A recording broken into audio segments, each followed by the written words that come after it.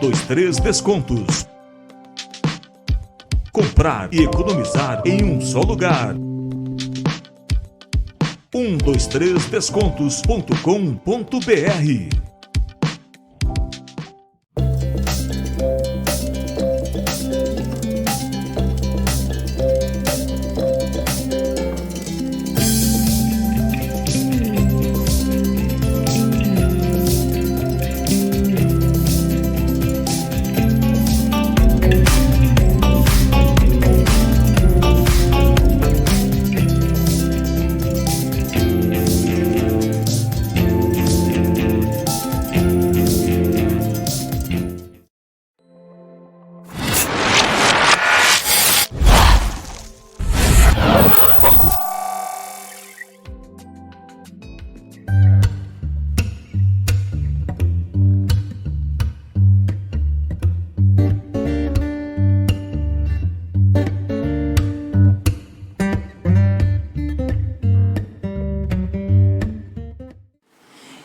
Oi gente, tudo bem? Eu sou a Raniele Arcanjo, esse aqui é o podcast Mulheres de Fibra.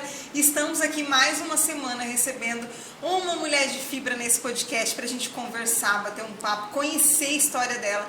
Hoje estou recebendo a Marixa, linda, maravilhosa. Obrigada, Marixa, pela sua presença. Eu que agradeço. E a Marixa, gente, vou falar aqui um pouquinho do currículo dessa mulher. Psicóloga, doula, placenteira. Falei certo, Marixa? Falou certo. Empreendedora, fundadora do Instituto Papo de Gaia, mãe da Marina, esposa do Beto. Um abraço, Beto, que é meu amigo também, conheço. Um beijo, Marina. Conheço toda essa família, gente. Somos íntimos. Íntimos. Má, que bom ter você aqui, viu? Que prazer. prazer. Eu que sempre agradeço. É um super presentão poder estar do seu lado mais uma vez, poder te dar essa força sempre, né? Nesses momentos auges da sua vida que marcam tanto a sua trajetória. E você é uma mulher de luz, uma mulher que tem tanto a entregar. Que bom que você resolveu se abrir.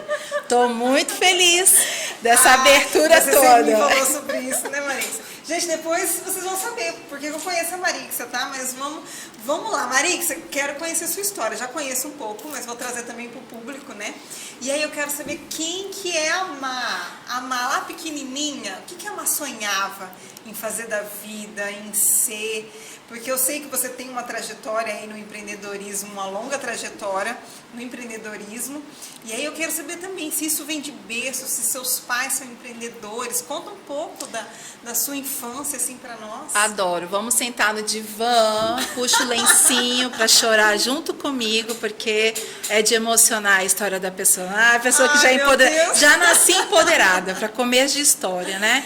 Então, a minha vida, naturalmente, ela vem da história de mulheres empoderadas, fortíssimas da minha família, inclusive, porque eu tenho uma gratidão imensa pelos meus pais, pela minha mãe, pelo meu pai, principalmente pela figura materna, porque a minha mãe é uma mulher assim que ela me inspira o tempo inteiro. Já foi assim, nós já fomos, já protagonizamos cenas de arranca-rabo em família, não é novela, não tem Helena, meu nome é Marixa, não chamo Helena, não te desculpem as Helenas, mas né, não estou no seriado, não estou na novela das 8, mas protagonizei sim, cenas de arranca-rabo com a minha mãe. E uma das coisas que, inclusive, escuto até hoje é que eu tenho uma personalidade muito questionadora, né? E tudo isso é devido à educação que eu recebi da minha mãe. Minha mãe é uma mulher, minha mãe é carioca, veio do Rio de Janeiro, caiu aqui no Mato Grosso do Sul, casou com um paulista interiorano, de fazenda, sem muitos planos, muitas expectativas, e a minha mãe, o inverso do meu pai, bem história Eduardo e Mônica, né, do Renato Russo. Eu vejo muito essa história dos meus pais, assim. E aí minha mãe vem, né, trazendo toda essa carga e convidando meu pai a fazer vários movimentos dele, pessoal, inclusive, para se tornar o grande homem que ele se tornou, pai de 4 com a minha mãe, né, numa história linda. Dentre desses 4, eu sou a primeira. E aí, sendo a primogênita, cheia de sonhos, né? Então, se tem uma pessoa que carregou e teve todos os planos dessa mulher incrível e desse homem que cresceu ao lado dela, acho que com certeza sou eu, né? Porque hoje eu me torno a pessoa que eu sou, obviamente não nasci, não sou assim, me tornei, só acrescentei, melhorei tudo que mamãe deu, né? Então, desde muito pequenininha, minha mãe sempre, a educação foi de questionar, de argumentar, de não aceitar tudo de frente, tudo, né? Principalmente, não quer dizer que é porque é uma menina e que é a sociedade, que ela precisa caminhar, obviamente, dentro dos modelos, né? Tradicionais, etc, etc. E eu, naturalmente, já nasci fora do eixo mesmo, porque nunca fui uma menina muito dentro do padrão, uma criança muito dentro dos padrões. Quando criança, imagina, toda criança quando é pequena diz que quer ser princesa ou quer ser bailarina. A minha filha dizia que queria ser costureira, eu achava o máximo, cara. Eu falei, olha só, costureira.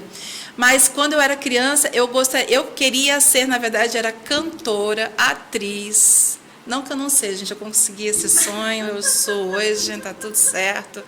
Mas de uma outra forma, né? Os meus palcos são outro.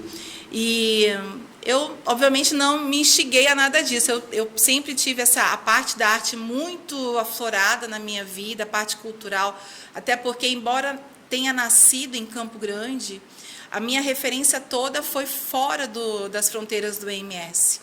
Então, a minha referência toda é cultural, carioca. Sim, com a mãe carioca, com o pai paulista, por mais que seja interior, mas é de outro estado, né? Super então, tranquilo.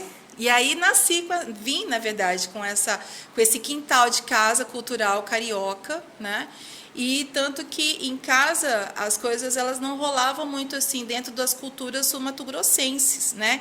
Que é, por exemplo, o tereré que nós temos aqui, as rodas, né? Uhum. Então na minha caminhada sempre foi algo muito comum ter algo a mais, ter sempre o algo a mais e nunca essa coisa muito do ciclo, né? Dos grupos, que naturalmente a gente tem aqui como uma referência até do Estado mesmo.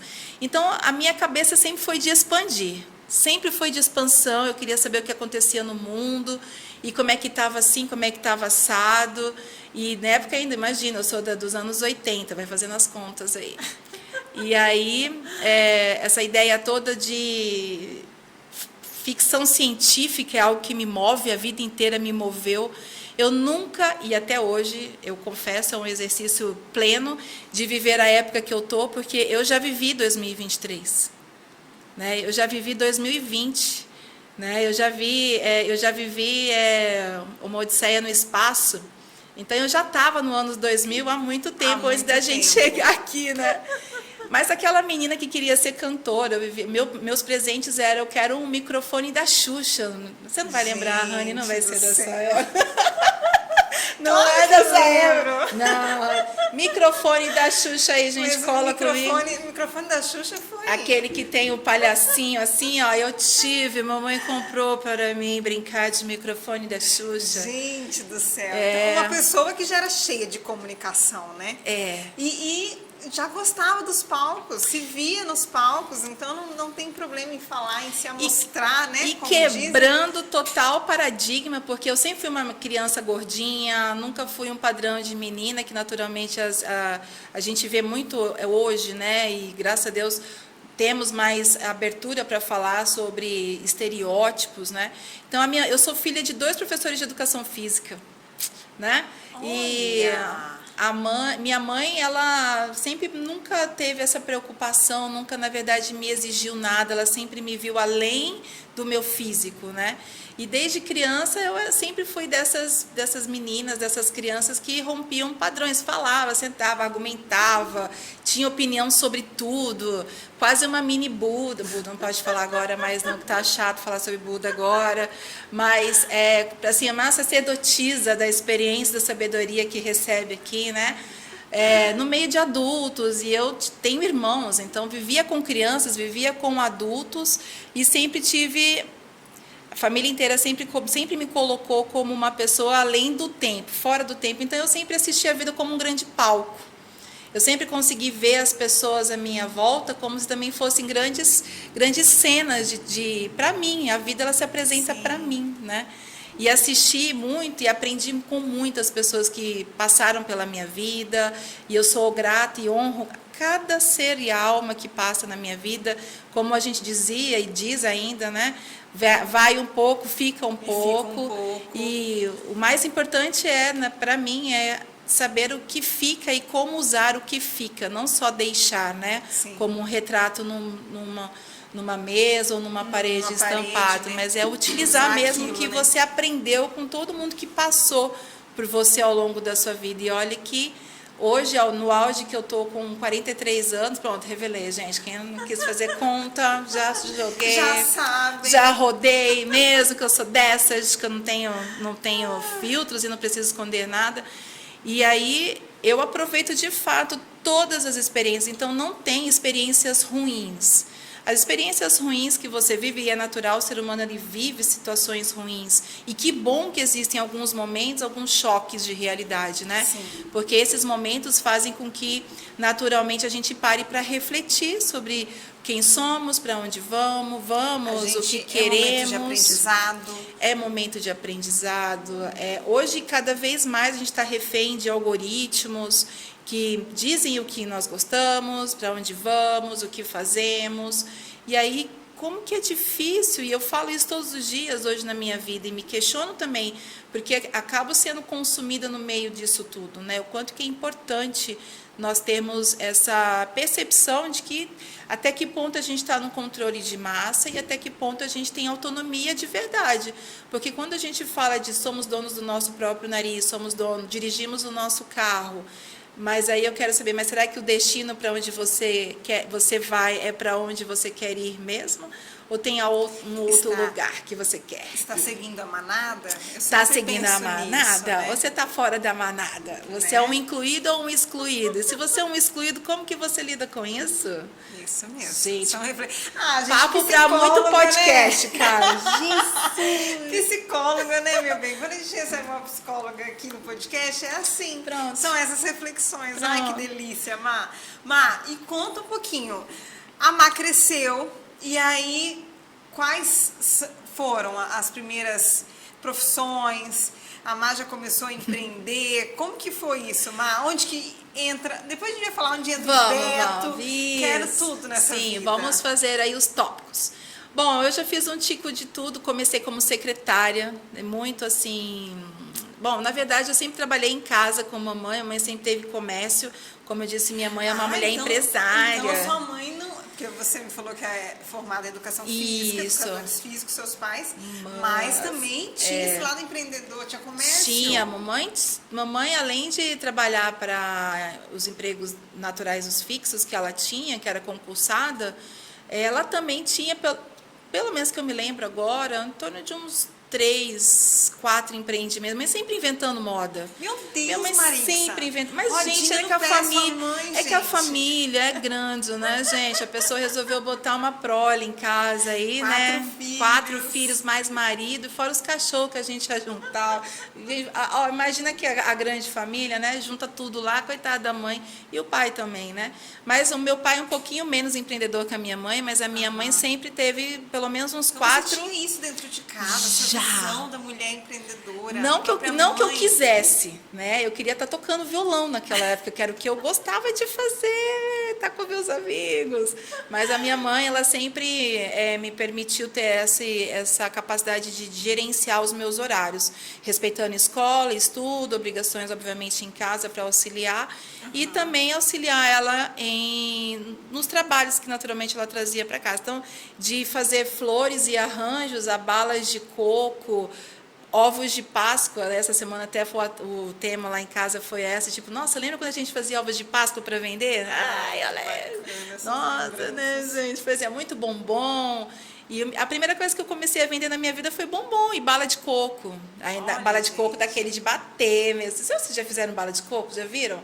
Coloca aí no teu pesquisa como é que faz bala de coco, minha gente. Valoriza a bala de coco, que não é brinquedo, não. O negócio é sério, haja abraço. E a gente fazia isso num prego amarrado na parede. Minha mãe era super visionária na época, não tinha maquinário, era uma coisa louca. E a gente que ia lá, né? Eu e ela, o papai, que ia lá, cortávamos as balas de coco e tudo, e eu vendia. Vendia. Então sua mãe sempre estava empreendendo. Sim. E aí você ajudava ela nessa época? Sim. Quantos anos mais ou menos? Uns 13 anos, 12, 13 anos. E aí como foi, secretária? Aí a secretária ela entrou um pouquinho depois, porque eu fui trabalhar no estúdio de dança, de balé, inclusive aqui em Campo Grande, porque eram amigos do meu pai que precisavam de uma pessoa para ficar lá na parte de assistência. E aí eu fui bem, como é que chamava? Era estagiário, tipo estagiário trainee, né? Que a gente colocaria assim. E foi meu primeiro carteira assinada, aquela coisa de horário, né? E com 15, 16 anos, acredito, assim, já prestando serviço para outra pessoa, né? Que não fosse só familiar. E dali foi só um salto para outros saltos e outros saltos. Então, eu já comecei como secretariando, o que me deu base para muita coisa. Eu acredito que, inclusive, a minha capacidade hoje de gerenciamento nasce muito porque eu só tive excelentes referências. Inclusive, uma das bailarinas, que ela foi a primeira bailarina de Stuttgart na Alemanha, era minha chefona na época, né? Olha só, que foi Patrícia Beatriz de Almeida, aqui em Campo Grande do estúdio Beatriz de Almeida, que eu faço questão sempre de fazer essa referência, porque foram grandes tutoras da minha vida, é onde eu passo, eu dou agarro nelas até hoje, eu agarro elas no mercado, enfim, nas caminhadas aqui de Campo Grande. E elas me ensinaram gerenciamento naquela época, porque eram duas mulheres incríveis, e minhas referências femininas sempre foram umas substituídas pelas outras e escolhidas por Deus, assim, para entrar na minha vida. E aí, depois disso, logo em seguida, eu já estava caminhando, estudando, para então decidir fazer psicologia. E na psicologia mesmo, quando entrei, caminhando do segundo grau para a faculdade, eu também vendia, a gente chamava de ambulantes, né? Eu era ambulante naquela época, só que era ambulante de bijuteria. Então, além do secretariado lá no estúdio, eu também tinha uma reserva que era as bijuterias. E aí vendia o chocolate com a mãe, com a bala, fazia os arranjos de flores, tudo casamento, isso já cursando psicologia. Quase entrando, já é na fase de ensino médio estudar para fazer, na época, bom, acho que ainda tem vestibular, né? Sim. Estou meio por fora, mas para prestar vestibular. E aí eu fazia tudo isso, né? Estudava para vestibular. Aí disse que namorava também. Tinha um namorado naquela época, né, gente? Como conseguia dar conta de tudo, já gente? tinha um namoradinho. Mas desde sempre, então desde muito nova. Sim. Lidando com várias coisas ao mesmo tempo. Sempre girando 20 pratos ao mesmo tempo. Sabe? Imagina aquela cena de circo, né? A pessoa que fica girando assim sou eu. E como que despertou a psicologia na sua vida? De atriz e se vê em palcos quando menina, para despertar para a psicologia, para trabalhar. Da atriz cantora passou para uma fonoaudióloga, né? E aí depois eu pensei muito na área da saúde, nessa parte de fono, porque tem essa coisa da voz, né? Essa coisa da voz, da projeção. Sim. E era algo que me encantava muito, porque eu sempre gostei de cantar também, né? Então fiquei nessa ideia até que eu tive uma referência incrível que estudava filosofia na época. E aí eram horas e horas de cafés, assim, literalmente, conversando sobre a vida, questionando, engajando e etc, e etc. E o que me moveu muito para a psicologia foi o meu próprio olhar da capacidade que eu tenho até hoje de resolver problemas. E não de ordens só burocráticas, mas de ordens emocionais também, inclusive, né? Então, isso foi algo que essa pessoa, e junto, eu sempre fiz terapia também, a minha psicóloga na época, me alertou, olha, você tem um dedinho aí, hein? Você tem, as pessoas gostam de conversar com você. E aí eu falei, olha, interessante essa ideia da psicologia. E fui estudando um pouco mais sobre a profissão e entrou como uma possibilidade para mim. E aí foi, né? Depois que botei o pé na psicologia, realmente a alma da pessoa é uma alma transcendental, que passa por vários questionamentos diários e avaliação de comportamento, que naturalmente é o que o psicólogo precisa ter muito essa sensibilidade ao tocar uma outra alma, né, um outro ser, dentro da sua dor, dentro dos seus questionamentos, dentro dos seus olhares. Então, isso tudo sempre foi algo muito próprio para mim. Então, eu sempre... Foi algo muito, para não dizer fácil, mas gostoso, né? E a gente foi caminhando. Quando me formei, eu não atuei 100% como psicóloga. Não, gente, eu achei naquela época, já com 22 anos, 22 para 23, que eu queria ser veterinária. Mentira! Ai, gente, aí... Eu falei, bom, saí de Campo Grande, fui morar no Rio de Janeiro, que aí terminei a faculdade em Campo Grande, e falei, não quero ficar em Campo Grande. Meu sonho era sair daqui, né? Imagina. Embora dessa Na vida inteira. Queria ir embora daqui. E aí, com 23 anos, consegui minha carta de alforria em casa. A mamãe deixou eu largar todos os... Pedir, né? Demissão de todos os empregos. Formada mesmo. Formada, botei... Tá aqui o diplominha, certificado, vamos embora.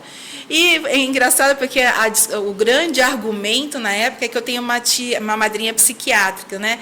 E ela é psiquiatra no Rio de Janeiro. Eu falava, mãe, mas eu preciso ter... Você usou esse argumento? Esse era o argumento, gente. Olha, pesca aí, hein? E aí, olha a oportunidade. Né? A oportunidade chega, se agarra e vai, não solta nunca. E aí foi essa grande saída que eu vi na época para sair de casa. Eu nunca tinha saído de casa. Nunca mesmo. E da onde vem veterinária? A veterinária vem pelo amor. Eu sou defensora de animais, né? A vida inteira fui sempre... acredito que trago isso também da minha família, porque tem um avô que é fazendeiro, essa coisa de lidar com os animais, muito próximo, né? Então, a vida inteira eu fui cercada de cachorros na época, porque era o que a minha mãe permitia, né, em casa. E aí, quando eu fui para o Rio de Janeiro, e sozinha, né, ali, eu vou fazer psicologia nada, eu quero fazer outras coisas. E aí me embrenhei num curso de estética animal, com tosas, inclusive para exposições, ser groomers, né, lembrar os termos agora, e aí de raças pequenas no Rio de Janeiro. E aí, logo que terminei, a minha própria professora, sempre professora, mas as mulheres da vida, né? A minha própria professora falou, Marixa, você é muito boa nisso, você domina Rottweiler, isso porque era para ser raças pequenas. Você domina, e eu sempre fui muito truncuda, muita força, então eu carregava o cachorro assim, né? Com o dedo, não, mas ninguém põe a mão nisso, vamos lá então. Ia lá, pegava os pets todos, eu que dava banho, massagem. Menina, eu fiquei nisso um tempão, até uma hora que eu falei, eu vou abrir uma pet shop. No Rio de Janeiro, em meio a Botafogo, Zona Sul. Nesse entremeio, eu já tinha conhecido o Beto, e o Beto falou, amor, o que você quiser, vamos embora. Gente do céu. Aí, para ajudar a pessoa, você é adestrador, né? Ele é arquiteto, tudo a ver. Né? Claro. Né? Que é isso? Que absurdo. A ideia é sempre expandir. Então vamos. Ele fez adestramento, eu fiz estética e ficamos nesse movimento inicial de atender. Só que as coisas no Rio de Janeiro são muito caras, né? Para abrir imóvel, para abrir empresa, as coisas no Rio são tudo muito moroso. Então a gente ficou muito a domicílio mesmo no Rio. Atendi muitos astros da Globo. Desculpa. Cuidei de muitos cachorros. Não, gente, eu não cuidei dos Yorkshires da Xuxa, tá? Quero deixar bem claro. Também não tenho nenhuma referência com a Xuxa. Mas cuidei de muitos cachorrinhos, de muita galera que também me propiciou conhecer muita gente do Projac, andar com o pessoal no Rio. Ai, que bacana. Nossa, época do Zorra Total e tudo mais. Então, eram amigas que frequentavam lá em casa, né? Então, foi uma fase muito gostosa. E aí, desse movimento de caminhar com os artistas e andar no meios culturais, teatro, shows, o meu marido ele falou assim, por que não ter uma casa de festas? Vamos ter uma casa de festas, porque aqui a gente está cansada de ir nos lugares que não tem, assim, né, umas ambientações que a gente queria, que na verdade eram umas festas diferentes. Aí eu falei, por que não? Aí então a gente alugou uma casa na Lapa, Gente, na Lapa, fervo total. Quem conhece o Rio de Janeiro vai entender. Nós ficamos com essa casa na Lapa, num sobradaço, antiguérrimo, uma área super cult do Rio de Janeiro, e fazíamos festa só para elite do Rio de Janeiro. Interessantíssimo. Gente do E céu, temas aleatórios. A vida dessa mulher. E temas aleatórios muito bacanas, assim, de anos 80. Hoje que tem festa, eu até esse dia estava vendo, olha, gente, Campo Grande está tendo festa do Sinal. Parabéns, eu acho muito legal. Tem que ter essas oportunidades de trazer o que é cultural e diferente mesmo. Mas fazíamos de tudo. Brega, Halloween. Gente, as festas de Halloween, Michael Jackson descia para cantar pra gente. Era impressionante. Gente, Madonna presente ali, ó, né? Era, inclusive, até depois que a gente foi no show da Madonna no Maracanã na época, foi algo assim que choveu. A gente tinha shows, a casa era toda programada lá, estilo Madonna. Cantávamos todas as músicas. E o grupo sempre foi diverso. Nessa época da casa de shows, ainda se existiu o Pet Shop? Ainda Aham, porque a casa ela era de noite, né, Rani? Ah, tá. Ai, tá. Não, né? A Entendi. gente não fazia day, então era night mesmo. E nada, né? Descansar. Não, nada. que esqueci E aí? de dormir. Nossa, deixa eu fazer Gente, conta aqui. Gente, vocês estão gostando dessa história? Eu tô amando. Louca. Olha a história dessa mulher, por onde já andou, por onde O já que fez? Por onde andou? Tá demais. Então, não deixe de curtir, comentar. Também compartilha com os amigos aí. Que história. Ai, Marisa. gente, a fofoca que tem muita gente querendo saber da minha vida, eu nunca contei, nem pro Fantástico quando eles me pediram, tá? Eu só vim porque era a Rani pedindo pra eu contar e abrir o baú das minhas memórias. Gente do céu, que privilégio. Ai, que gente, privilégio. olha, as inimigas e os haters vão se acabar agora de saber da minha vida. Ai, gente. Mas, então, o seu primeiro contato com o empreendedorismo foi o Pet Shop. Foi a primeira vez que você assim, botou a cara, falou, não, é meu, é um negócio meu, é próprio. Sim, vamos sim. lá e vamos fazer. Super. E aí, do Pet Shop, ele ainda existindo, casa de show. Sim, existia a casa, inclusive o nome da casa era Casa. K-Z-A, Casa. Caramba. Casa. E lá, Muito bom nome. nessa época, o Beto, eu organizava tudo, já gerenciava todos os movimentos, atendia todas as agendas, e o Beto fez o trabalho de se aperfeiçoar em barman, né? Ele foi fazer o curso de barman, porque aí a parte dos menus da casa, os drinks, eram todos formulados por ele.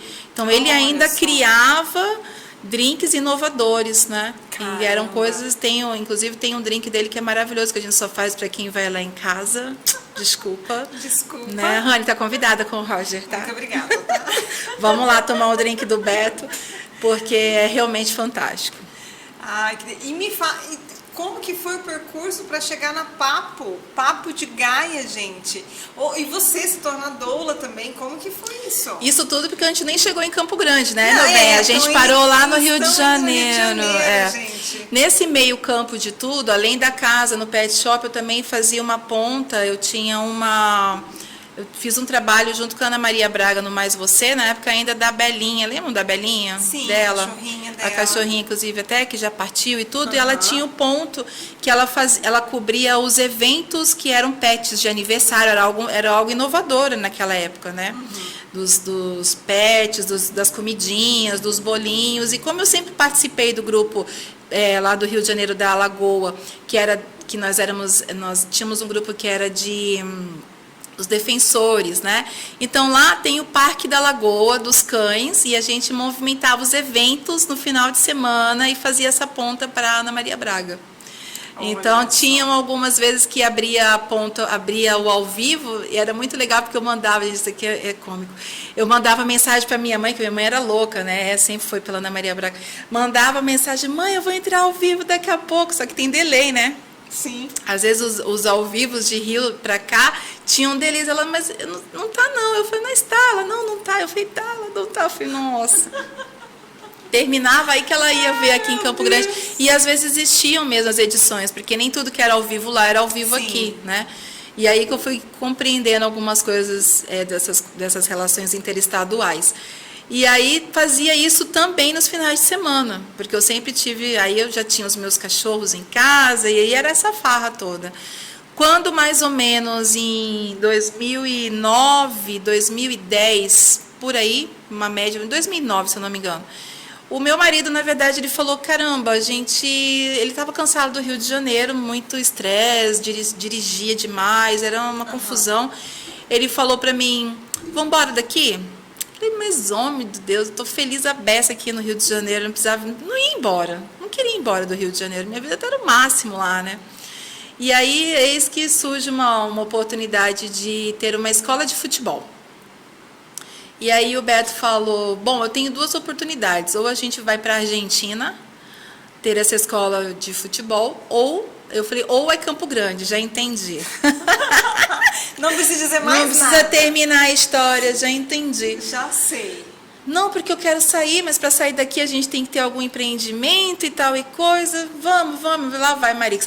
E eu ainda atendia. Aí nesse período, no finalzinho, eu já tinha meu consultório, né? Eu tinha voltado um pouco, eu já estava atendendo em 3 pontos no Rio de Janeiro, nos consultórios. E aí eu falei, tá, né? Então vamos ter que rever aí a nossa vida e ver o que a gente vai fazer com tudo isso. Enfim, fechamos tudo, vendemos tudo, largamos tudo, botamos todo mundo dentro do carro, fechamos as malas e entre a Argentina e Campo Grande, né, gente? Não dava. Aí eu falei, não, a Argentina, o Campo Grande, bora para Campo Grande, aqui eu tenho família e tudo mais. E aí chegamos aqui em 2009 com a escolinha do Flamengo. Sim, a escolinha de futebol do Flamengo, que era um trabalho esportivo para crianças, meninas e meninos de 3 a 18 anos. E aí, de 3 aninhos a 18 anos. Pequenininhos. Pequititicos. E aí, nessa época, nós chegamos em Campo Grande, nos instalamos aqui, e aí abrimos... Aí, obviamente, foi crescendo o movimento. Tivemos 3 escolas aqui em Campo Grande, que ficava na Cachoeira, no Tiradentes e no Santo Amaro, 3 escolas. Ou seja, já foi pro esporte. Já foi pro esporte. E o que você fazia nessa época, Marixa?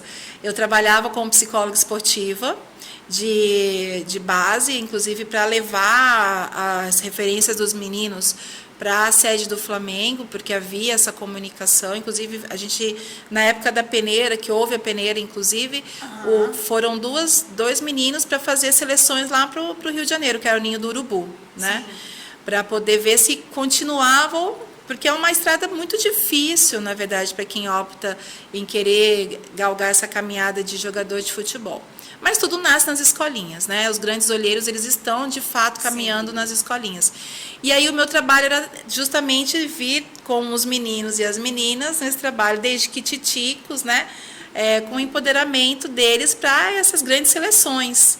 E trabalhar com a ansiedade pai e mãe, que foi aí, eu ainda não era mãe, que eu convivi com pais e mães.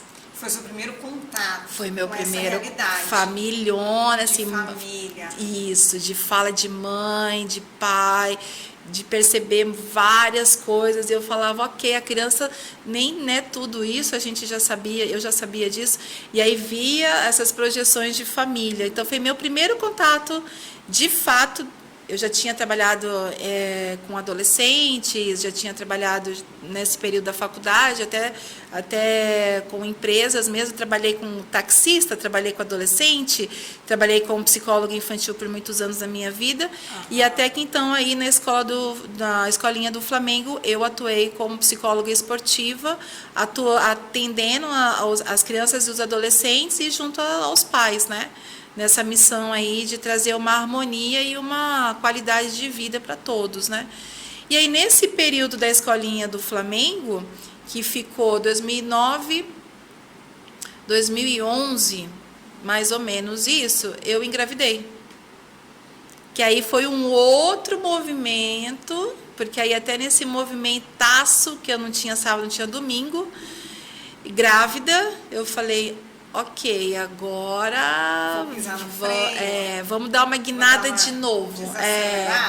A própria gestação levou a própria gestação da Marina me fez refletir se eu queria ficar nesse relógio, né, rotacionado. E sem sábado, sem domingo, e eu demorei tanto para esperar esse movimento na época. Quando eu decidi lá ainda atrás, que eu queria ser mãe há 8 anos, eu já estava há 8 anos aguardando assim, né? Tipo, uma hora vai acontecer. Já não fazia nenhum tipo de prevenção, falava pro Beto, tá na mão de Deus, na hora que for a minha hora vai ser. E aí isso passou 8 anos, quando eu engravidei da Marina. Quando a Marina chegou, eu falei, não, agora eu preciso de um timer, né? Porque ainda assim, lembrando, voltando na história, eu estava aqui em Campo Grande, eu atuava junto como, eu era psicóloga junto a uma instituição de crianças de um abrigo. Então, eu trabalhava toda a parte de adoção internacional e nacional. E ainda atuava na escola, que era minha, né? Então lá eu tinha que lidar todo com RH, a parte toda de funcionário e também com psicóloga esportiva. Então quando eu engravidei, eu olhei pro maridão e falei, então, agora chegou a minha hora, e aí eu quero ficar em casa um pouco e vou ficar só com um abrigo e não vou ficar mais, se você quiser continuar, mas eu vou sair, você continua. Aí ele olhou para mim e falou, não, se você vai sair, eu também quero curtir meu movimento paterno, né? Porque ele também não tinha tempo, tadinho. Era nós dois sempre, né? A vida inteira nós dois ali. E aí ele falou, se você vai sair, eu vou sair também. Eu falei, ok, então se você vai sair, o que nós vamos fazer? Ele, vamos vender. Ok, vamos vender. E vamos viver do quê, meu amor? Falei para ele, eu sei fazer chocolate, bala de coco, fica tranquilo. A gente dá um jeito. A gente dá um jeito. Dá um jeito, mas que a gente vai curtir a Marina, a gente vai curtir a Marina. E aí foi. Gente, aí nós abrimos mão das 3 unidades, na verdade, as escolas estavam cheias de aluno, passamos com o coração, assim, mas tem certos momentos que a gente precisa ter esse movimento, né, de decisão. E foi, de fato, para mim, um movimento muito importante, porque mal eu sabia naquela época que haviam planos muito maiores para mim. E que não ia dar, né? Abraçar com a mão, com as pernas, tudo, e continuar rodando tudo ao mesmo tempo com uma criança. E aí, ok, Marina nasce, isso infelizmente, eu conto infelizmente porque não tive a oportunidade hoje de vivenciar as histórias que eu hoje promovo, né? Que naturalmente nasce aí a minha grande ordem, que é de não levar mais mulheres a viver nenhuma experiência ruim ou negativa ou de maus tratos do nascimento, e principalmente a criança e o companheiro, porque o Beto também passou por uma experiência ruim no nascimento da nossa filha. E aí, depois que Marina nasceu, eu tive um tempo ainda, porque eu tive depressão pós-parto, tive dificuldades na amamentação, tive um baby blues muito, muito, muito mesmo, assim, difícil, né? E nessa época, ainda 11 anos atrás, não havia ainda trabalho de doula, a humanização existia, mas não para nós aqui, né? Aqui na cidade. E aí foi uma fase muito difícil, que eu precisei retomar, aí eu retomei para o Rio de Janeiro. Quando a Marina estava com mais ou menos uns 6 para 7 meses, o Beto falou, fecha tudo. Pegamos a nossa filha, pegamos os nossos cachorros, botamos dentro do carro e vamos partir o Rio de Janeiro, porque nós temos casa lá. E voltamos para o Rio, ficamos lá alguns meses. Que lá, no Baixo Leblon, caminhando, e eu nessa época já estava de licença maternidade, né? Não estava ainda, tinha os meus empregos todos contratados, mas estava naquele movimento ainda de licença maternidade, juntando com férias e um monte de coisa. E o Beto estava na arquitetura, porque ele nunca deixou, né? Na verdade, com tudo isso, ele nunca deixou a arquitetura dele. E aí o que aconteceu foi que, caminhando no Rio de Janeiro, eu me deparei com o primeiro grupo de mulheres de relatos de parto. Caminhando na beira, praia, fui convidada por uma instrutora do grupo, na época, a sentar e ouvir. Quando comecei a ouvir as histórias, eu saí de... Ninguém entendeu, porque você já deve ter vivido isso, mas sabe quando você não consegue lidar com suas emoções e a barganha, tudo? A única coisa que você sabe é vontade de fugir? Sim, sumir. É um buraco que abre, assim... E aí a única coisa que eu pensava na hora, e chorando muito ali, ninguém entendendo, todo mundo, moça, tá tudo bem, moça. E eu só fazia assim, eu não conseguia nem respirar, né? Peguei minha filha no carrinho e voltei para casa. E aí quando cheguei em casa, chorei, me acabei. E aí falava pro Beto, eu não volto nunca mais para Campo Grande, aquela cidade que, né, transformou a minha vida, eu não sei mais sorrir. sempre fui alegre, né? Essa pessoa alta astral. E eu falava, eu não sei mais sorrir. No momento mais importante da minha vida, eu não conseguia sorrir. E eu olhava para minha filha e dizia, que desconexão é essa? Que desconexão literalmente é essa? Nesse período você estava com a depressão pós-parto? Estava vivendo depressão. Baby Blue já havia passado, já tinha virado uma depressão pós-parto. E aí foi por isso que com 6 meses a gente resolveu sair de Campo Grande, porque eu precisava. O Beto acreditou também que era importante sair de Campo Grande e respirar um pouco. A vinda da Marina foi um despertar para você. Foi um reviravolta, minha tsunamizinha particular. Sim, que aí fez vocês fazerem todo esse movimento de mudança de cidade, de ambiente, e aonde você encontra mulheres que relatam. E a partir daí, como que foi depois? E aí, depois disso, houve um movimento que era... Na verdade, nós já estávamos discutindo a nossa mudança de Campo Grande para o Rio de Janeiro. Definitiva. E aí, passou um pouquinho, assentou esse sentimento, botei minha cabeça no lugar, comecei... Eu sou uma pessoa que escrevo muito, né? Gosto de escrever. Eu tinha um blogger na época também, que eu manifestava muitas coisas. Enfim, era o meu diário online. E aí, ali, entre uma conexão e outra, eu falei, peraí, né? Eu sempre... Aí, nas fases do luto, existe a fase da raiva. E na fase da raiva, quando eu me deparei com tudo isso, eu geralmente sou uma pessoa que sou reativa. Então, na reação a tudo, eu falei, eu preciso voltar para vingar Tieta do Agreste. Voltando do Rio de Janeiro, das dunas, descendo em Campo Grande, aquele sol quente. Me vi assim, Tieta do Agreste voltando, né? Ou lá, se quiser uma cena Rambo, você também vai em frente, né? Você vai lá também, pode escolher a cena que você quiser. E aí a ideia foi, eu não posso, aí essas foram as palavras, amor, eu preciso voltar para Campo Grande. Ele falou para buscar as coisas, eu falei, não, para ficar. Ele falou, como assim para ficar? Eu falei, simplesmente eu vou ficar, eu vou quebrar Campo Grande, assim, naquela época, na raiva, né? Sim. Eu preciso encontrar a médica, eu preciso falar com as pessoas que me atenderam, eu preciso voltar à instituição que atendeu, que recebeu minha filha. Eu queria ir atrás na vingança, naquele sentimento de vingança inicialmente. Nesse período do retorno, obviamente, o coração da pessoa foi amansando, né? E aí, chegando aqui, o primeiro movimento que eu tive foi entrar no Cine Materna. Falei, vou entrar em algum movimento para começar a entender o que rola, se é só comigo. Às vezes também, tipo, foi só comigo, foi algo esporádico, né? Tipo, um detalhe ali, uma gota no oceano. E aí, para minha surpresa, não. Né? Quando eu entrei no Cine Materna, que eu encontrei... O Cine Materna é um movimento do cinema, e as mães puérperas vão para o cinema com os bebês. Fui 2 vezes com a Rafa. Pena, poucas vezes. Poucas vezes, mas existem as sessões. E eu entrei para a equipe para trabalhar com a Marina pequenininha, no sling, né, servir as outras mulheres para ajudar a trocar fralda, montar as sessões das salas de cinema. E que, nessa época, um dos filmes que passou na sala do Cine Materno foi O Renascimento do Parto. Olha, aí gente, foi um outro documentário. Aí já foi um outro quebra. Riquíssimo. Aí você tá com o Cine Materno numa volta lá Tieta do Agreste para Campo Grande, né? Caindo numa sala que vai passar Renascimento do Parto. E aí, graças a Deus, assim, nesse movimento, eu trompei com a primeira doula da minha vida, que foi uma doula de pós-parto, que foi Fernanda Leite, maravilhosa.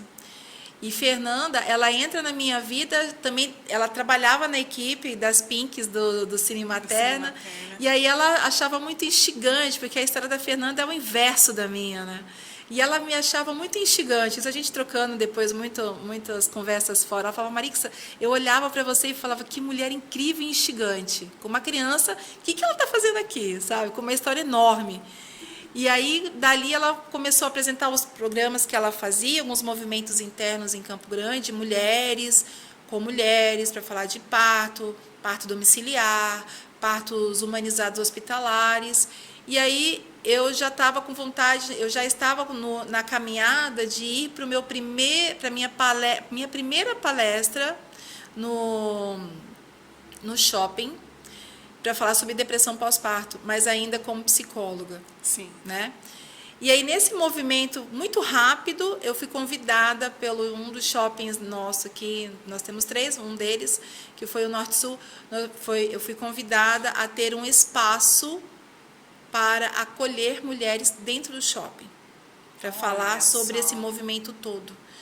E era algo inovador, desafiador para uma mulher puérpera, com um bebê pequeno, dentro de um movimento incrível, mas que eu falei, eu não posso deixar de fazer. Posso dizer não. Posso dizer não, vamos, nem sei. Vamos, atendemos todas as exigências para ter. Aí nasceu a Papo de Gaia no shopping. Nossa, Mar. Então, o Papo de Gaia nasceu no shopping. Papo de Gaia é do futuro, gente. Não é desse planeta, não é desta época. Então, falar de humanização, falar de parto, falar de doula, falar de boa assistência num shopping, isso já oficialmente já caminhávamos, mas oficialmente tudo se consolidou em 26 de janeiro de 2014. Que é uma data para mim, inclusive aquariana, só datas futurísticas. E aí a Papo de Gaia caminha ali, começou já com esse movimento. Gaia, porque é a referência mitológica, eu gosto muito de filosofia, estudei minha vida inteira as histórias gregas, romanas, e adoro deuses, semideuses, vivia nessas histórias todas. E Gaia é a mãe de tudo, né? A grande terra, é a grande proteção de tudo, mas ela também é muito feroz, ela tem um algoz muito presente. E eu sempre identifiquei muito esse lado feminino e materno, até como que a gente pode ser doce e botar de castigo ao mesmo tempo, né? Sim. Tem que ser uma Gaia mesmo, porque como é que a gente faz tudo isso, né? E o papo é porque nasceu com essa necessidade de diálogos. Entendi. Então ficou... Com essa necessidade de troca. De colocar essas mulheres juntas, né, no movimento, para se falar mais disso, para se ter troca sobre isso, sobre parto, forma de nascimento, e desabafos, depressão, e desabafos, né? Porque você entender que, porque eu vou falar, numa época dessa, que não se falava nem doula, não se havia essas trocas, o que a gente tinha como referência? TV, né? Filmes, novelas, onde a gente só havia sofrimento ou outras vezes só tudo mil maravilhas, né? Na verdade, ninguém se falava a real, né? Sobre como é um pós-parto, né? O que nós, mulheres, passamos, na verdade, aquilo ali. E muitas vezes a gente se via, né? Falo porque sou mãe, né, gente? Se via num sofrimento muito grande, você fala, opa, mas e aí, sou só eu? Nisso? Eu tô aqui com meu bebê, que era para ser a melhor coisa da minha vida, e tô triste, e tô... A desconexão de novo, Olha né? só, é né? esse lugar que nós vivemos, esse é o puerpério, é a disforia puerperal, né? E aí a Papo, ela nasce como um espaço democrático para falarmos de tudo. E nesse tudo, sem amarras. Então, sem julgamento, sem amarras, não importa qual a tua história, não importa a tua história. E aí a Fernanda, nesse caminho todo que nasceu comigo também, me auxiliou muito nesse olhar da humanização, foi quem me convidou para fazer a primeira formação de doulas, né? Então veio ela e Ângela Rios, que é doula, fisioterapeuta também, que tem um trabalho de humanização maravilhoso no nosso meio, e que ela é daqui da cidade também, veio com esse movimento de capacitar profissionais da área da saúde e não da saúde também, com esse movimento de acolhimento a mulheres em gestação, parto e puerpério. E eu, na época, sem pretensão nenhuma, imagina, doula, né? Como assim, doula? Não, a minha pretensão era continuar falando sobre os cenários que aconteciam na gestação, parto e pós também, mas a nível mais psicológico, terapêutico, né? Em grupos. Era isso que eu projetava naquela época, até por conta que eu aleitava, né? Desde mamar para a Marina até tarde. Aliás, até ela desmamar naturalmente.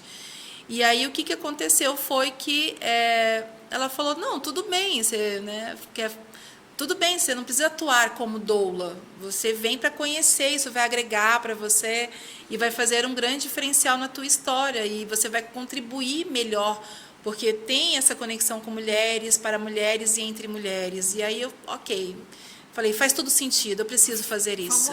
Vamos lá, vamos fazer. E aí na primeira turma de Ângela e Fernanda, fui como fui como aluna, ouvinte, e também contribuí com o curso na parte psicológica.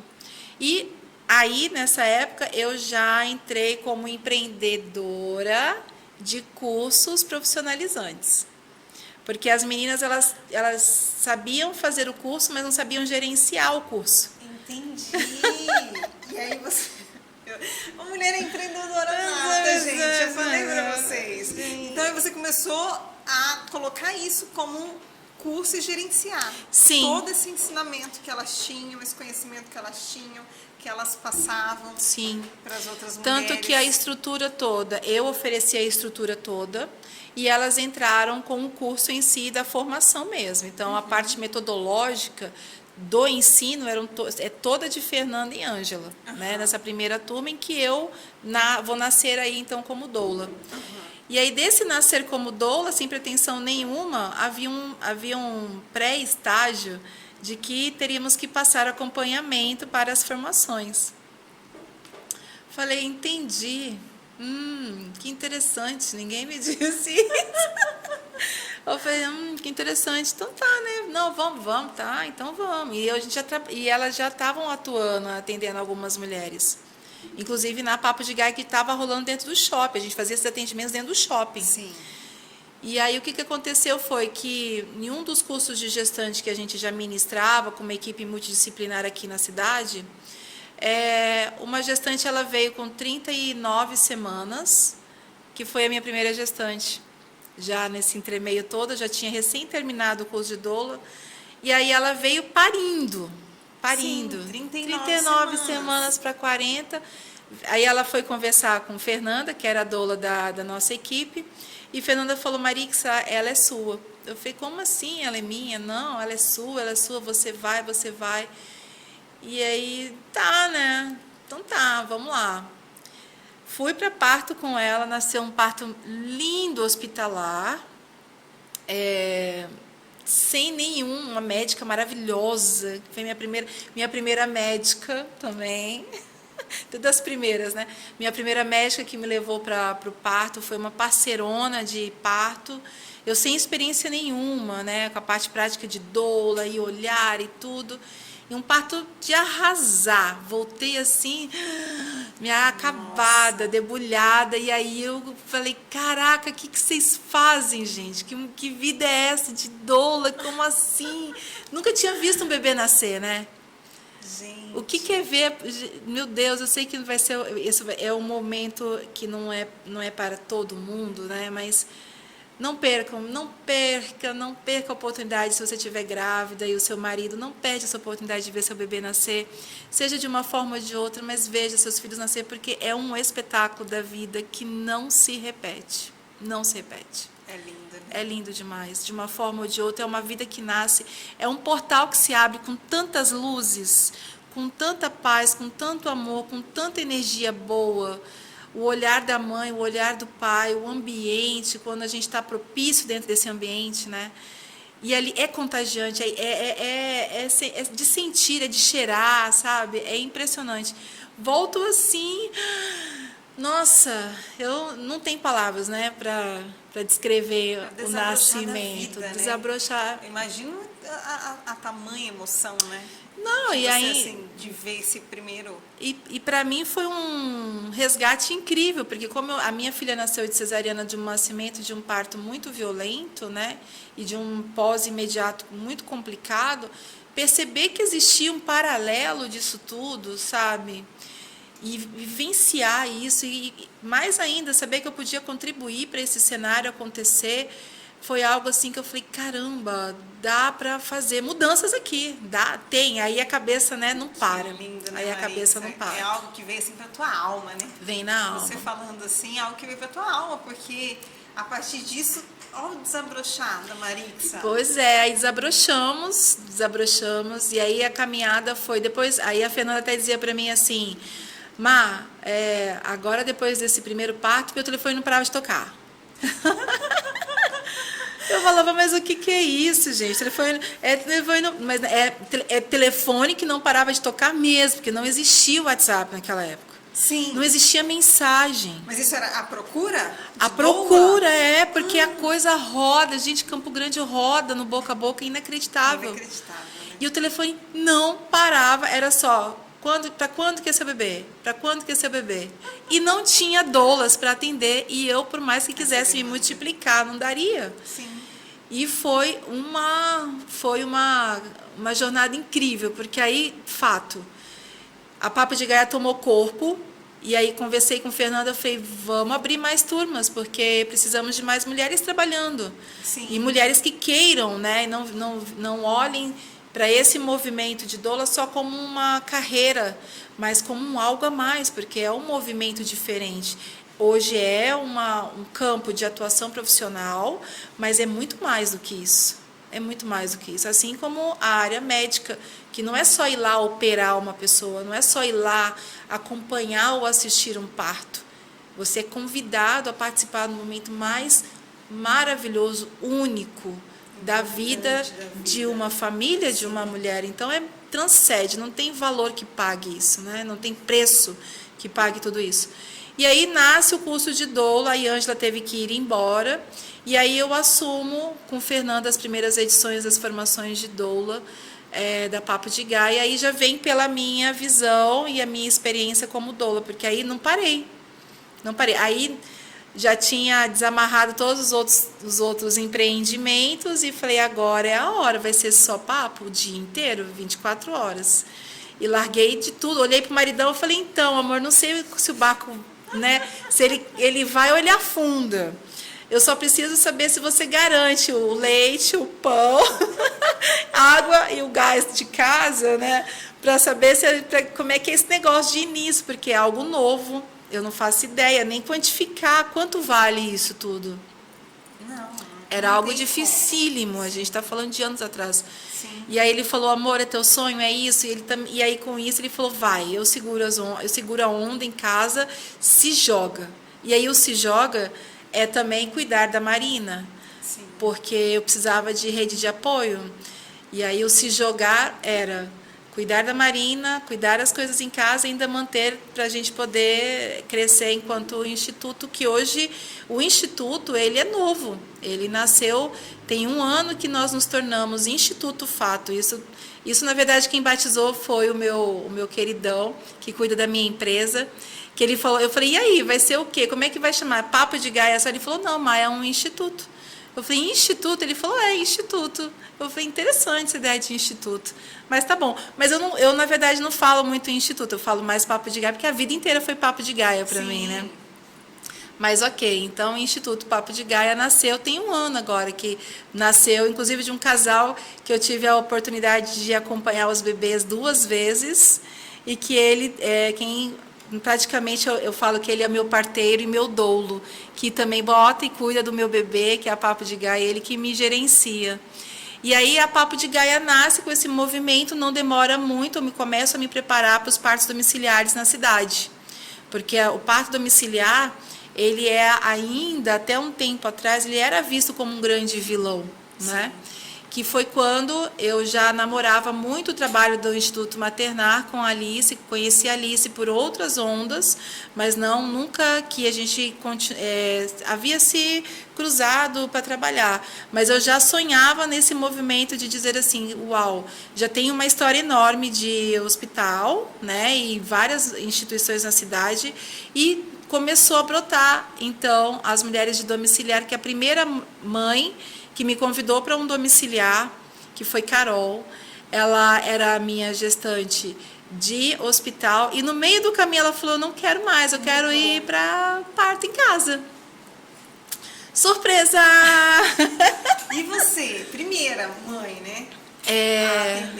E aí o que aconteceu foi que eu falei para ela, e aí foi o que eu falei para ela, eu falei, olha, naquela época, Isso em 2000 ai, me perdoem, mas 15 ou 16, eu falei para ela, eu falei, olha, se você quer mesmo esse plano, eu vou estar com você. Né? Eu não tinha experiência, ela sabia que eu não tinha experiência em domiciliar.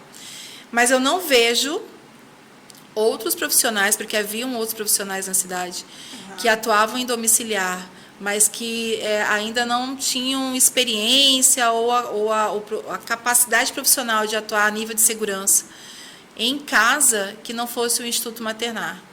E aí, Carol que faz essa conexão comigo e Alice, e ali nasce uma amizade, né? Porque depois desse primeiro parto, que foi lindíssimo também, o primeiro parto de chorar, assim, é um parto rapidíssimo, domiciliar, com direito à flauta, parto na água.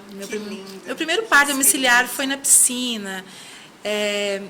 E aí, de uma forma muito respeitosa, fora daquele movimento hospitalar. E eu falei, nossa, as mulheres que sentirem o chamado no seu coração e sentirem que esse é um caminho que querem galgar, merecem ter todo o apoio para esse movimento do parto domiciliar. E aí mais uma vez vem esse movimento de empreender e abrir campo para mais mulheres poderem ter a oportunidade de ter os seus partos domiciliares. E aí, nesse caminho, o Instituto Maternar, ele auxilia muito, vem junto com a Papo de Gaia na abertura, porque hoje já o Instituto ele passa de mais de 100 partos domiciliares em que eu tenho uma satisfação enorme de saber que eu também faço parte da história de muitos nenéns ali, que inclusive, né, Rani, tivemos também essa história juntas. Sim, gente, Maria, que você foi minha dona. Ai, gente, tivemos essa história, esse aprimoramento, esse movimento de amor, de ter essa experiência única, de poder curtir fase a fase.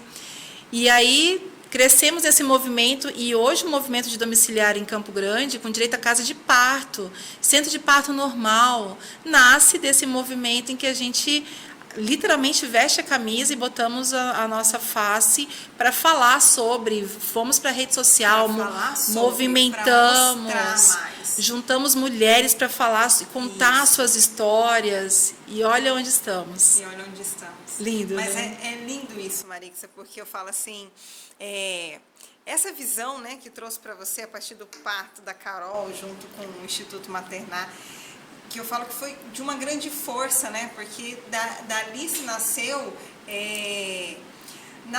você com essa visão de que pode ser sim, a mulher pode ser apoiada, né, nisso, né? Nessa vontade dela, nesse desejo dela de ter esse parto, né, domiciliar, e de mostrar isso a outras mulheres, né? Porque eu falo assim, o desconhecido, quando uma mulher não conhece, quando ela está ali, não tem noção do que é isso, ela nunca vai optar por esse tipo de parto. Ela precisa conhecer, e ela só vai conhecer a partir disso, de ter profissionais, de ter outras mulheres que falam sobre isso. Então, trazer isso, dar voz a isso, colocar isso nas redes sociais, isso incentiva, né, muito mais outras mulheres a conhecer. E assim foi o meu caso também, né, que assim eu pude conhecer e me veio o desejo, né, a vontade de também ter essa experiência do parto. E você inspirou muitas outras que vieram depois de você, até mesmo no teu próprio ciclo, né, um ciclo de mulheres. E dali da Rani nasceu muitos outros bebês, na mesma entoada, na mesma inspiração, expiração e vontade de ter essa história para poder ter, para chamar de sua, né? E esse movimento ele cresce hoje. Eu olho as coisas da janela lateral lá de casa, eu olho e vejo assim, nossa, 10 anos aí praticamente caminhando entre atrás das cortinas e depois das cortinas abertas. Passaram aí 10 anos, a minha filha está com 11 agora, né? Olha só. E aí entrou esses 10 anos. Quando cheguei no domiciliar, eu já tinha vivenciado próximo dos meus 100 nascimentos, já tinha vivido mais, estava próximo, um pouquinho mais, já tinha passado já de 100 histórias de amor nos hospitais positivas, porque eu também sou uma pessoa que muda o cenário hospitalar. Não precisa ser da forma como é para quem quer um desejo hospitalar. Pode ser respeitoso, amoroso e pode ser sonhado também. Não tem nada de errado com isso.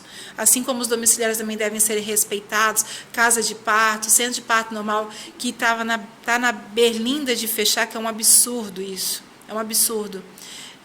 Em Cidrolândia, SUS, centro de parto normal SUS, com um grupo maravilhoso de atendimentos com várias histórias de nascimentos lá positivos por questões de vias políticas. A CPN está na berlinda, está à mercê de fechamento. Ângela, inclusive, é uma das pessoas que caminha nesse movimento de fazer baixo-assinado e a gente se movimentando, todos os grupos de doulas hoje existentes, todo mundo assinando, convidando as outras mamães também a assinarem para a gente não perder esse centro de parto normal, que é uma referência SUS no nosso estado e que é Mais uma vez eu percebo a mordaça que querem colocar em nós mulheres, né? Porque deveria ser um direito de escolha. Cada mulher escolher a sua via, a sua forma de parir, de ter o seu filho, de ter o seu neném, e aí tiram essa possibilidade, né? É incrível, né? Eu olho assim e falo, agora não tem mais o que fazer. Não, tem que fazer. Parece que sempre tem, né? Parece que quando as coisas vão...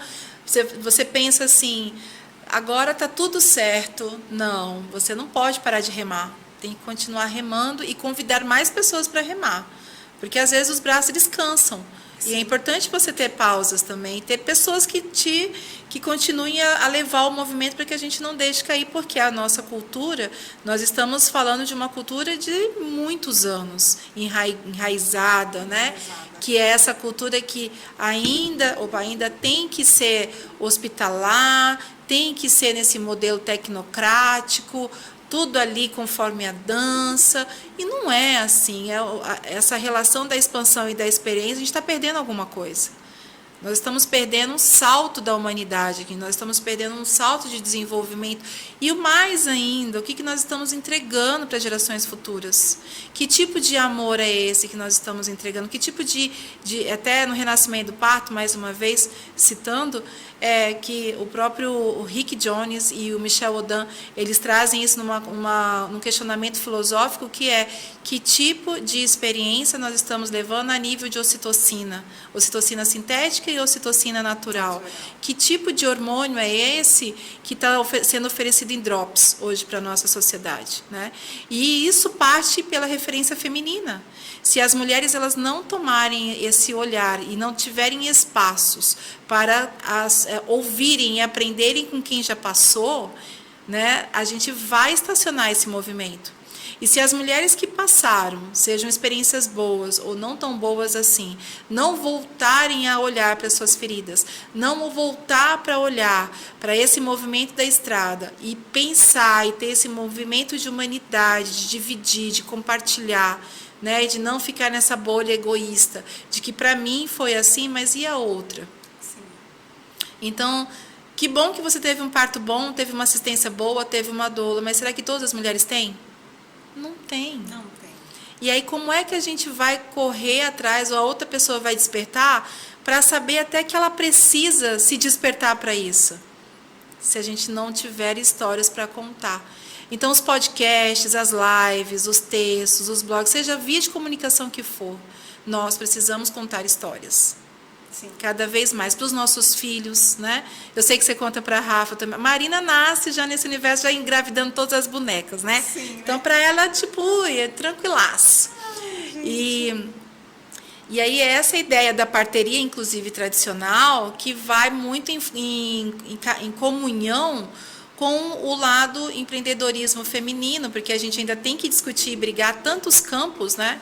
Seja no trabalho, seja de igualdade pelo nosso espaço, pelos nossos direitos. Tudo está muito casadinho. Está muito casadinho. E a forma como a gente está trazendo os nossos filhos ao mundo também. Sim. Então, é muito importante mas eu não tenho essa chama toda para correr atrás, para saber o que eu preciso fazer. Não precisa. Mas se abra ao menos para compreender que você precisa de alguém para te dar esse suporte, que seja essa luz para você um pouco mais, que te incentive. Hoje eu estou no movimento na Papo, nesse caminho todo de olhar mulheres, assistir tantas histórias positivas, que é de não dou mais a mão para ninguém, porque hoje eu de fato acredito que todo mundo consegue caminhar. Então, algo assim que eu vivo hoje, eu falando e olhando para os olhos das minhas mulheres incríveis que eu acompanho, eu não preciso dar a mão para você, porque eu sei que você levanta e anda. Eu sei que você levanta e consegue. Né? Posso te dar aqui rapidinho, mas você consegue. Só o fato de ter alguém assim dizendo, você consegue, não é? Isso já é uma impulsão tão grande. É a força propulsora para tanta coisa na vida da gente. E a gente pode levar isso para tantos campos da nossa vida. Para projetos que estão engavetados, para ideias que você acha que não, né? A autossabotagem está aí, a gente se autossabota o tempo inteiro. As historinhas que a gente as procrastinações, né? E tem tantas resoluções, e tem tantas hoje, graças a Deus, ferramentas que a gente pode agregar. Sim. Então, é importante que a gente saiba, pelo menos, questionar, né? Que e aí, lindo. Aí a ideia que eu falo que a minha mãe fez um excelente trabalho comigo, porque a mulher questionadora que eu sou me torna essa pessoa de imaginar que o mundo não vai ali e termina, né? Tem algo a mais, sempre vai ter algo a mais. E não é possível que a gente esteja num restaurante que tenha só um prato para se degustar, né? Então tem que ter a oportunidade, tem que ter as variações, as variedades. O mundo não é só isso, tem muito mais para se ver. E eu continuo sendo a menina romântica, idealizadora, criativa, e que hoje eu apenas amplio o meu sonho para mais pessoas e crio. Que mamãe deve morrer de orgulho, gente, como não? Ai, mamãe nem se cabe mais em casa. Depois que eu mandar esse podcast para ela, então, Jesus. Ai, ela vai amar, né? Vai virar fã número 1, hein? Vai receber toda semana questionamento de mamãe aqui. Mãe, conta pra nós, pra todo mundo que tá assistindo, mulheres, mãezinhas, qual é o trabalho, qual é o serviço que hoje você atende com a Papo de Gaia, o seu trabalho também como doula. Sei aqui, ó, educadora perinatal, tem uma a lista tá grande aqui. Tá grande. Fala um pouquinho mais da gente, como que a Papo hoje entrega. A Papo hoje, ela tem um trabalho multi. Nós, com esse tempo todo, agora, graças a Deus, eu me multipliquei. Então, existem várias de mim rodando por aí, com umas blusinhas lilás, com uma logo doula de Gaia. Então, essas mulheres sou eu, gente, caminhando. Graças a mulheres lindas, maravilhosas, que vêm nesse modelo de atendimento que a Papo construiu hoje, consolidou, somos referência no nosso estado e fora do nosso estado também. Hoje eu tenho orgulho de dizer isso, porque recebo chamado de mulheres de outros estados, inclusive até de outros países.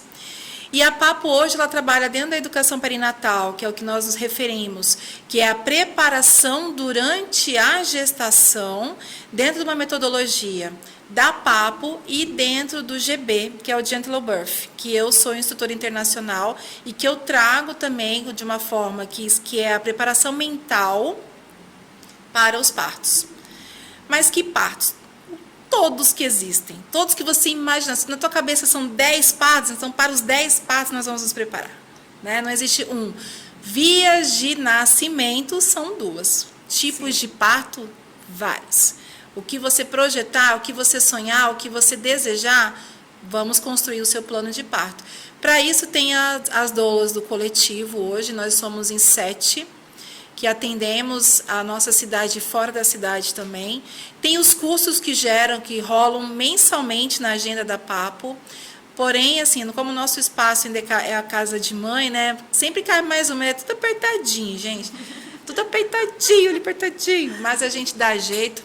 A agenda lá acontece com vagas limitadas na Papo. Então, tem curso para preparação para parto, para expulsivo, para cesariana, para atendimento a nível de plano de parto, como construir, o que eu preciso. Isso pode ser feito em grupo ou individual, o casal que decide. Pode ser online, pode ser presencial na Papo. Tem os cursos e também o curso que dirigimos já tem 1 ano. na maternidade gratuitamente, uma vez por mês, que é o parto à vista. Olha, E gente, que na lá maternidade nós estamos na também, maternidade uma vez, a maternidade que nos acolhe, abre, primeira instituição do nosso estado que abre essa abertura de diálogo com as doulas e principalmente com a educação perinatal, para falar de amamentação, para falar de parto, cesariana, movimento humanizado, trabalho da doula, responder perguntas que de massa, né? É muito comum, principalmente para mães de primeira viagem, e tudo isso fomentado numa metodologia da Papo, em parceria com a maternidade. Porém, o auditório também é limitado e nós temos vagas, inclusive as inscrições elas estão abertas já para a turma de maio. De maio. Abril já fechou. Abril já fechou. Já foi. Gente, mas é isso que eu falo, é alcançar mais pessoas, né? Mais mulheres. Então, o campo vai se abrindo. E aí, mesmo que às vezes, muitas vezes que não caiba lá no auditório, a gente sempre chama para um encontro com a gente na Papo, para ouvir, para acolher. Temos a equipe tem esse formato de atendimento, todas nós temos o mesmo olhar da Marixa, né, de não deixar ninguém sozinho, chorou, falou que está com medo, que está com isso, a gente já acolhe, põe, vem cá, né? Nesse momento a gente pega na mão porque está perdido, né? Sim. Então é que nem filho quando solta da mão. Você tem que grudar na mão e falar, calma, estou aqui, estou te vendo. Depois que você faz, ok, já sei, estou num lugar seguro, você solta e agora você caminha. Então, esse é o trabalho que nós fazemos. E preparação de pós também, que aí tem toda a parte de cuidados com RN, a amamentação, né? Como foi bom para mim.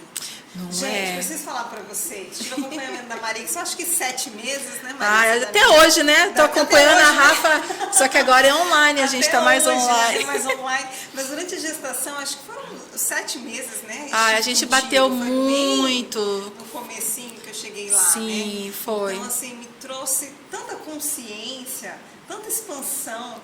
Eu acho que mães que estão nos ouvindo hoje, que estão aqui conhecendo a tua história, procurem a Papo de Gaia. Não, eu já vou deixar registrado, porque Rani e Roger vão na Papo contar a história que eles... Tem casal que está devendo relato gente, até hoje. Isso é verdade, já vai ter 4 anos. Pois é, né? Acho que já deu. A Rafa vai contar daqui a pouco. A Rafa vai contar, por parte. Mas, gente, é incrível, porque essa questão, Marixa, cara, você me ajudou a fortalecimento dos seios, preparação dos seios para amamentação, pós-parto na amamentação, esses cuidados com RN, que eu falo assim, é um mundo novo. Sim. Não adianta, você pode ter experimentado com um, com outro, com o irmão, mas quando é o teu neném, gente, o negócio muda, a cabeça buga, você fala, opa, como que é mesmo? Então, é muito, ainda mais pra mim, né? Fui primeira viagem, né? Mãe de primeira viagem, né? Então, assim, é um universo muito novo e a gente fica mesmo naquela insegurança. Então, ter essa preparação foi muito bom, foi muito importante pra mim. Então, falo pra vocês aí, mãezinhas, procurem assistência, procurem conhecer mais o trabalho dessa mulher. Porque querida, eu agradeço. Eu gosto sempre de pensar que assim como tudo na vida, o desabrochar, para cada uma tem o seu tempo. Sim. Então, as que chegam agora, as que chegam muito em cima, as que chegam muito no início, é o tempo de cada uma desabrochar. É o tempo de cada uma que está aberta para esse novo, né? Sem forçar nada. Eu sou bem assim, sincerona, nesse sentido de que eu não acredito no forçar. Né? Então, tem que vir de uma inspiração e de uma respiração, né? Uma inspiração muito profunda, que é de sentir algo que precisa, esse lugar precisa ser ocupado por alguém. E talvez esse alguém esteja na Papo de Gaia. Né? Então é só ir lá dar um cheirinho na gente, que com certeza, se tiver lá, você vai encontrar o que você precisa. A casa está sempre de portas abertas. Como te encontrar, Marixa? Como encontrar a Sou Papo? pessoa fácil, gente. Bate na porta a campainha que eu abro de manhã, tarde e madrugada. Ai, meu Deus do céu. Mas fala para nós, redes sociais. Rede social, Papo de Gaia, tem site, tem Facebook, tem lista telefônica. Quem tiver, tem lá já a lista telefônica, tem a Papo de Gaia, você vai encontrar. Só colocar @Papo de Gaia, você encontra todo o nosso trabalho. Ou botar nos sites de pesquisa, fácil, facinho, encontra a gente lá. Que delícia ter você aqui para conversar com a gente, queridona. partilhar essa história. Vou fazer uma pergunta para você que eu sempre faço para todas as mulheres. Eita, que até aqui. fiquei nervosa agora, hein? Quase derramei a água aqui. Ai, Eita. gente.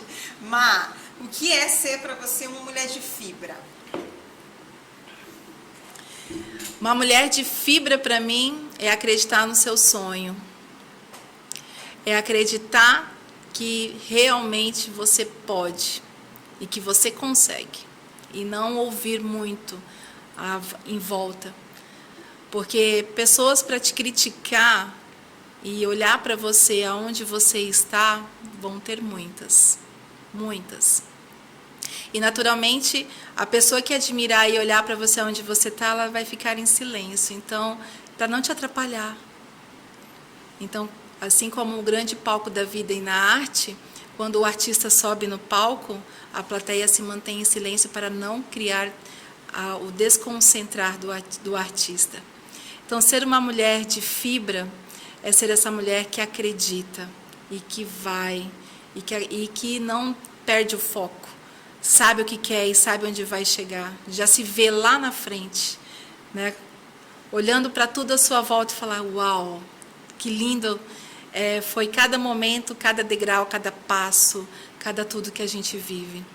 Então, é importante a gente reconhecer esse lugar nosso, né? Para umas chega mais cedo, para outras chega um pouquinho mais tarde, mas todas nós temos.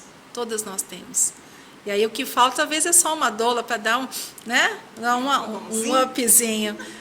Mas todas nós temos fibras, com certeza. Com certeza.